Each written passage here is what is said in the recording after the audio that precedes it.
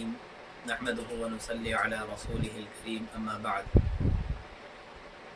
فقد قال الله تعالى أعوذ بالله من الشيطان الرجيم وعباد الرحمن الذين يمشون على الأرض هونا وإذا خاطبهم الجاهلون قالوا سلاما والذين يبيتون لربهم سجدا وقياما والذين يقولون ربنا اصرف عنا عذاب جهنم إن عذابها كان غراما صدق الله مولانا العظيم وصدق رسوله النبي الكريم ونحن على ذلك لمن الشاهدين والشاكرين والحمد لله رب العالمين. بزرگ دوستو، قرآن کریم کی ان آیتوں میں جو ابھی آپ کے سامنے پڑھی گئی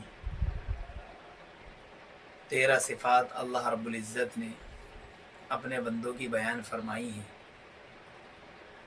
پہلی صفت جو اللہ رب العزت نے اپنے بندے کی بیان فرمائی وہ عبدیت ہے. ویسے تو اللہ کی تمام مخلوق اللہ کی عبد ہے، چاہے چاند ہو، چاہے سورج ہو، چاہے ستارے ہوں، تکوینی اعتبار سے سارے کے سارے اللہ کے عبد ہیں. چاند بھی نکلنے کے بارے میں اور ڈوبنے کے بارے میں اللہ کے حکم کا محتاج اور اسی اعتبار سے چل رہا ہے. سورج بھی غروب ہوتا ہے اللہ کے حکم سے، طلوع ہوتا ہے اللہ کے حکم سے، ستارے نکلتے ہیں اور ڈوب جاتے ہیں، وہ سارے کے سارے اللہ کے حکم سے. درخت نکلتے ہیں، پودے ہوتے ہیں، درخت بنتے ہیں، پھل دیتے ہیں، سارے کے سارے اللہ کے حکم سے. آسمان و زمین کی جتنی مخلوق ہے یہ تکوینی اعتبار سے ساری کی ساری اللہ کی عبد ہے.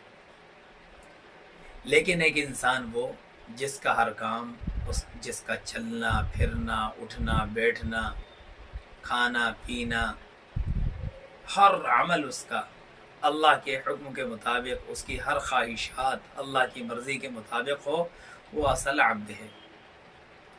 اسی لیے اللہ رب العزت نے نبی اکرم صلی اللہ علیہ وسلم کو جو مخاطب فرمایا ہے اسراء کے موقع پر، سبحان الذی اسری بعبدہ لیلا من المسجد الحرام الى المسجد الاقصى الذي باركنا حوله لنريه من آیاتنا. عبد کے نام سے ارشاد فرمایا. عبدیت ہو بندے کے اندر، بندے کے اندر عبدیت ہوگی، اللہ کو مانتا ہوگا، اللہ کے آگے اللہ کو اس نے اپنے آپ کو اللہ کے سامنے جھکا رکھا ہوگا، تو ہر کام کرنا اللہ کے لیے اس کے لیے آسان ہوگا. اس کے اندر گھمنڈ نہیں ہوگا، فخر نہیں ہوگا، تکبر نہیں ہوگا، بلکہ وہ تو غلام ہے. جس طریقے سے آقا کے سامنے غلام ہوتا ہے، اس کا چلنا پھرنا، اس کا اٹھنا بیٹھنا سب آقا کی مرضی کے مطابق ہوتا ہے. ایسے ہی کیا ہے بندے کو ہونا چاہیے. تو پہلی صفت اللہ رب العزت نے جو بیان فرمائی وہ عباد الرحمن، رحمان کے بندے، اور نسبت کس کی طرف جوڑی؟ جو اللہ رب العزت کے ناموں میں سے ایک نام رحمان ہے، اس کی طرف اللہ رب العزت نے نسبت جوڑی کہ بندے کے اندر، بندہ جو مظہر ہو وہ کس چیز کا ہو، اس کے اندر کیا ہونی چاہیے؟ رحمانیت، رحم اس کے اندر ہو، وہ مظہر ہونا چاہیے رحمان کا. اس کے اندر سے ترحم پھوٹتا ہو، رحم پھوٹتا ہو. پہلی صفت کیا ہے بندے کی؟ بندہ ہونا ہے، عباد ہونا ہے. اور دوسری صفت کیا ہے؟ زمین پر جو چلے وقار کے ساتھ چلے، بہت وقار کے ساتھ چلے. وعباد الرحمن الذین یمشون علی الارض ہونا، رحمان کے بندے وہ ہیں جو زمین پر سنجیدگی کے ساتھ، وقار کے ساتھ، اطمینان کے ساتھ چلتے ہیں. گھمنڈ کے ساتھ نہیں چلتے، تکبر کے ساتھ نہیں چلتے، فخر کے ساتھ نہیں چلتے، غرور کے ساتھ نہیں چلتے. رحمان کے بندے تو یہ ہیں. اس لیے کہ اللہ رب العزت نے فخر کی چال سے، تکبرانہ چال سے منع فرمایا ہے، اور یہ ارشاد فرمایا ہے وَلَا تَمْشِ فِي الْأَرْضِ مَرَحًا، زمین میں اکڑ کر نہ چلو. اس لیے کہ میرے محترم بزرگو دوستو کہ زمین میں اکڑ کر اگر ہم چلیں گے تو کیا تیر مار لیں گے؟ اللہ نے یہ ارشاد فرمایا کہ زمین میں اکڑ کر نہ چلو، اس لیے کہ زمین میں اگر تم اکڑ کر چلتے ہو تو زمین کو پھاڑ نہ ڈالو گے. انک لن تخرق الارض، ہرگز بھی نہیں پھاڑ سکتے. اور نہ ایسا کر سکتے ہو کہ تم آسمانوں کی بلندی کو پہنچ جاؤ. یہ فلموں کے قصے ہیں، کہانیوں کے قصے ہیں کہ صاحب ایک لات ماری زمین میں، پوری زمین پھٹتی چلی گئی، ایک لات ماری پوری بلڈنگیں کی بلڈنگیں تباہ ہوتی گئی. یہ تو قصے کہانیاں ہیں. ذاتی زندگی میں آدمی مار کے دکھائے. ریت میں مارے گا تو پیر دھسے گا، پتھر پہ مارے گا تو پیر توڑے گا.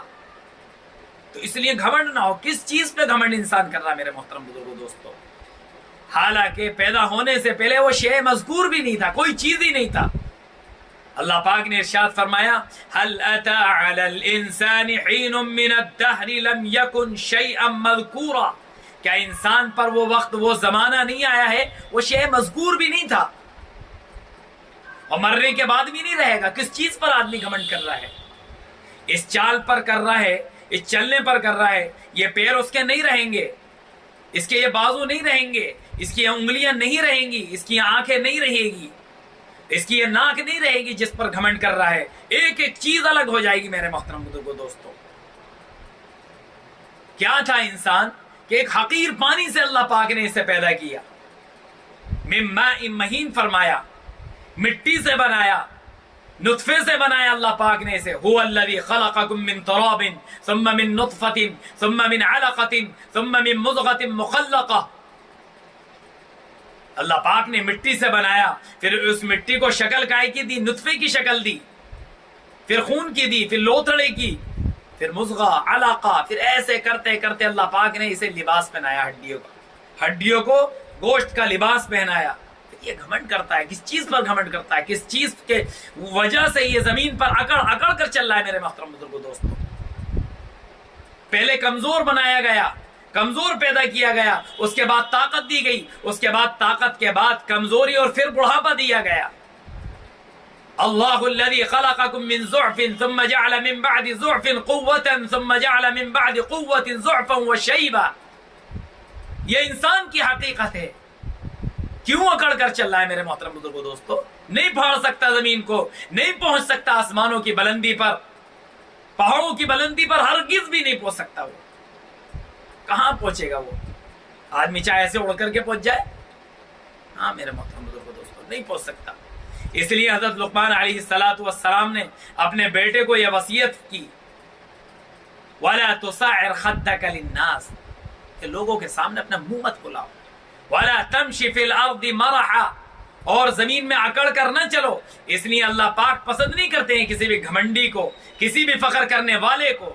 ان اللہ لا يحب من كان مختال فخیر، ان اللہ لا يحب كل مختال فخور. اللہ پاک تکبر کرنے والے کو، گھمنڈ کرنے والے کو، اترانے والے کو، شیخ باز کو پسند نہیں فرماتا ہے. تو میرے محترم بزرگوں دوستو، ہماری چال کے اندر اعتدال آئے، تواضع آئے. اس کا مطلب یہ نہیں ہے کہ آدمی جو ہے بالکل کمزوروں کی طرح چلنے لگے، بیماروں کی طرح چلنے لگے، ہے نا. اس کی بھی اجازت نہیں. حضور اکرم صلی اللہ علیہ وسلم کی جو چال تھی، آپ صلی اللہ علیہ وسلم کی چال تھوڑی تیز تھی، تکبر والی نہیں. اور ایسا آپ چلتے تھے جیسے ڈھلوان سے، بالکل بلندی سے ڈھلوان کی طرف آ رہے ہیں. کأنما الارض تطوى له، گویا کہ زمین آپ کے لیے سمیٹ دی جاتی تھی. اتنا تواضع کے ساتھ چلتے تھے، اتنا انکساری کے ساتھ آپ چلتے تھے.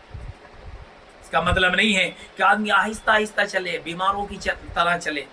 حضرت عمر فاروق رضی اللہ عنہ کے سامنے ایک نوجوان بالکل بیماروں کی سی چال چل رہا تھا. حضرت عمر فاروق رضی اللہ عنہ نے فرمایا کہ تو بیمار ہے؟ کہنے لگا نہیں میں بیمار نہیں ہوں.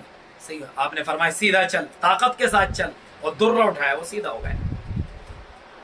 صحیح سے چلے میرے محترم بزرگوں دوستو. اب ایک مسئلہ یہ ہے کہ جب نماز کا وقت ہو جائے، جماعت کا وقت ہو جائے، تو آدمی کس اعتبار سے چلے؟ آدمی کو کیسے چلنا چاہیے؟ اس وقت میرے محترم بزرگوں دوستو، بھاگ کر نہیں، دوڑ کر نہیں، آرام سے چلے آدمی. اس کا مطلب یہ نہیں ہے کہ قرآن کریم کی جو آیت ہے یا ایھا الذین آمنوا اذا نودی للصلاۃ من یوم الجمعۃ فاسعوا الی ذکر اللہ، کہ نماز کی طرف دوڑو. دوڑو کا مطلب یہ نہیں کہ دوڑ کر کے جائے. آدمی وقار کے ساتھ جائے. بعد میں پتہ چلے کہ جماعت ہو گئی، انشاءاللہ اس کا ثواب تو اسے ملے گا.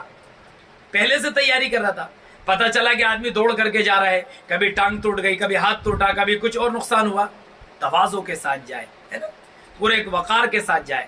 اقامت صلاۃ کہا گیا ہے، نماز کو قائم کرنا. پہلے سے تیاری کرے. تو چل میں آیا نہیں، کہ اذان ہو گئی، نماز کا کوئی اہتمام نہیں، 5 منٹ وقت بچے تو آدمی جا رہا ہے. اس نے اہتمام کرے محترم محترم بزرگ. اگر کہیں چلنے کی اکڑ کر ضرور چل سکتا ہے تو وہ کہاں پر؟ ایک جگہ تو حرم محترم میں رمل کے دوران آدمی اکڑ کر چلے، وہاں چل سکتا ہے. اور دوسری جگہ کہاں اجازت ہے؟ کہ جب آدمی دشمن کے سامنے ہو، کافروں کے سامنے ہو، اور ان کے سامنے بالکل تلوار بازی ہو رہی ہو، گولہ باری ہو رہی ہو، وہاں پر آدمی اکڑ کر چلے، طاقت دکھائے، طاقت کا مظاہرہ کرے، وہاں مطلوب ہے. عام حالات میں اکڑ کر چلنے کی اجازت نہیں. اور یہ اللہ کے بندوں کی صفات میں شامل نہیں. اللہ کے بندے کیسے؟ وَعِبَادُ الرَّحْمَنِ الَّذِينَ يَمْشُونَ عَلَى الْأَرْضِ هَوْنًا. اللہ کے بندے، رحمان کے بندے وہ ہیں جو زمین پر عاجزی کے ساتھ، انکساری کے ساتھ چلتے ہیں، تواضع کے ساتھ چلتے ہیں. اللہ کے بندے ہیں ہم، اللہ کے بندے ہیں، رحمان کے بندے ہیں، رحمان کے بندے بن کر کے چلے. اور جب کوئی جاہل ان سے مخاطب ہوتا ہے، یعنی جاہل، ایک جاہل تو وہ ہوتا ہے جو پڑھا لکھا نہ ہو، اور ایک جاہل وہ ہوتا ہے جو پڑھا لکھا ہو. تو ان پڑھ جاہل کے مقابلے میں جو پڑھا لکھا جاہل ہے وہ زیادہ خطرناک ہے. کبھی کبھی ایسا ہوتا ہے کہ کسی مسئلے کے تعلق سے آپ کے کسی پڑھے لکھے جاہل سے مباحثہ ہو گیا، بحث و مباحثہ ہو گیا، یہاں تک کہ آپ نے حدیث اس کے سامنے پیش کی، قرآن کریم کی آیات آپ نے اس کے سامنے پیش کی، اور اگر اس نے انکار کر دیا تو کیا ہوگا؟ اگر ایسے لوگ ہیں تو میرے محترم بزرگوں، دوستوں، بحث و مباحثہ نہ کرے. ہم سے تو کہا جا رہا ہے وَإِذَا خَاطَبَهُمُ الْجَاهِلُونَ قَالُوا سَلَامًا، کہ جب جاہلوں سے آپ کا تخاطب ہو، تمہارا مقابلہ ہو، تو تمہیں چاہیے کیا کرو؟ کہ قالوا سلاما، سلامتی ہو. سلام وہ سلام نہیں، السلام علیکم یہ نہیں کہ بھیا جا، تو جا، تیرا کام تو جانے، تیرا کام جانے. ایسے کرے، بحث و مباحثہ نہ کرے. اس لیے کہ ہو سکتا ہے زدہ زدی میں، بحثہ بحث، گرما گرمی میں وہ کیا کر دے؟ ایمان سے اپنے آپ کو خارج کر لے. اس لیے بہت اپنے آپ پر کنٹرول کرے، وہاں زیادہ نہ بولے آدمی. وَإِذَا خَاطَبَهُمُ الْجَاهِلُونَ قَالُوا سَلَامًا. اور کیا صفت بیان کی؟ وَالَّذِينَ يَبِيتُونَ لِرَبِّهِمْ سُجَّدًا وَقِيَامًا، کہ رحمان کے جو بندے ہیں وہ راتیں کیسے گزارتے ہیں؟ کبھی قیام کی حالت میں، کبھی رکوع کی حالت میں، کبھی سجدے کی حالت میں، کبھی پیشانی میں سجدے کے بل پڑے ہوئے ہیں اور اللہ کے سامنے گڑ گڑا رہے ہیں. میرے محترم دوستوں، وَالَّذِينَ يَبِيتُونَ لِرَبِّهِمْ سُجَّدًا وَقِيَامًا. تو اس لیے آدمی کیا کرے؟ آدمی کو چاہیے کہ تہجد کی پابندی کرے. اس لیے کہ ہم سے پہلے جتنے بزرگ تھے وہ تہجد کی پابندی کیا کرتے تھے. ہم بھی تہجد کی پابندی کریں. اس کے اندر شرک کا شائبہ بھی بڑا کم ہے. تنہائی میں آدمی اٹھے اور اللہ کے دربار میں اللہ سے مانگے، اپنی ضروریات کو مانگے، اپنی ہوائی جات کو مانگے، اپنی ضرورتوں کو مانے. کچھ مانگتا ہی نہیں. آج لوگوں سے کہتا ہے کہ بھئی ہمارے لیے دعا کرنا، ہمارے لیے یہ کرنا، حضرت ہمارے لیے کرنا. اپنے لیے کیا مانگ رہا تو؟ آدمی اپنے لیے بھی مانگے، اس کے لیے اہتمام کرے، تہجد میں اٹھے. اور اللہ پاک نے دوسری جگہ ارشاد فرمایا الذین یذکرون اللہ قیاما وقعودا وعلى جنوبهم ويتفکرون فی خلق السماوات والارض ربنا ما خلقت هذا باطلا سبحانك فقنا عذاب النار. جو اللہ کا ذکر کرتے ہیں اٹھتے ہوئے، بیٹھتے ہوئے اور پہلو کے بل، اور وہ کیا کہتے ہیں؟ اے ہمارے رب، آپ نے یہ ساری کی ساری مخلوق بیکار پیدا نہیں کی ہے. ربنا ما خلقت هذا باطلا سبحانك فقنا عذاب النار. آپ کی ذات پاک ہے، مجھے جہنم کی آگ سے بچا. آدمی یہ کرے میرے محترم بزرگوں، دوست، راتوں میں اٹھے، کتنے حالات ہیں، کتنی پریشانیاں ہیں، کتنی مشکلات ہیں، پھر بھی اللہ کے سامنے اپنے آپ کو کھڑا نہیں کر رہا ہے. لوگوں سے خوشامدیں کرے گا، لوگوں کے سامنے گڑ گڑائے گا. ایک اللہ کے سامنے جو سارے کام بنانے والا، ساری چیزوں کو پورا کرنے والا، ساری مخلوق کی ہر چیز کو پورا کرنے والی ذات ایک اللہ کی ہے، اس کے سامنے آدمی نہیں گڑ گڑاتا، اس کے سامنے روئے. اللہ کے جو بندے ہیں ان کی صفات ہیں. آدمی تہجد کی پابندی کرے، اس میں مانگے، اللہ سے مانگے. والذین یبیتون لربہم سجدا وقیاما، خوب مانگے اللہ سے. آدمی اگر اتنا نہیں کر سکتا ہے تو اتنا ہی کر لے جتنا ابن عباس رضی اللہ عنہما نے فرمایا کہ بھئی آدمی یہ کرے کہ عشاء کے بعد 2 رکعت یا اس سے زائد کتنا بھی پڑھ سے یہ پڑھ لے تو انشاءاللہ اس حکم میں شامل ہو جائے گا. اور اس سے بھی آسان طریقہ حضرت عثمان غنی رضی اللہ عنہ نے فرمایا کہ آدمی عشاء کی جماعت کی نماز پڑھ کے سو جائے، آدھی رات عبادت کرنے کا ثواب ملے گا. اور فجر کی جماعت سے پڑھ لے، پوری رات عبادت کرنے کا ثواب ملے گا۔ میرے محترم بزرگوں دوستوں، مانگے تو صحیح اللہ سے، ہم اللہ سے مانگنے والے ہو جائیں۔ کتنی اور صفات ہیں، ابھی تو یہ چند صفات ہوئی کہ پہلی عبدیت ہے، اور دوسری صفت کیا ہے؟ زمین پر عاجزی کے ساتھ چلنا ہے، اور تیسری صفت کیا بیان فرمائی کہ بھئی راتوں میں اللہ سے مانگنا ہے، اور ایک صفت کیا کہ بھئی جاہل اگر کوئی اس سے بحث و مباحثہ نہیں کرنا ہے، راتوں میں اللہ سے مانگنا ہے۔ اور ایک صفت کیا بیان فرمائی؟ ایک صفت یہ بیان فرمائی، یہ اپنے اوپر گھمنڈ نہ کرنے لگے، اترانے نہ لگے، بلکہ اپنے لیے دعائیں بھی کرے کہ جہنم سے اللہ پاک ہمیں بچا دے۔ والذین یقولون ربنا اصرف عنا عذاب جہنم ان عذابها کان غراما، بڑا سخت عذاب ہے جہنم کا، اس سے اپنے آپ کے لیے دعا فرمائیں۔ اللہ پاک مجھے بھی اور آپ کو بھی جہنم کی آگ سے بچائے، جہنم کے عذاب سے بچائے، اور کہنے سننے سے زیادہ عمل کی توفیق مرحمت فرمائے۔ وآخر دعوانا الحمد للہ رب العالمین۔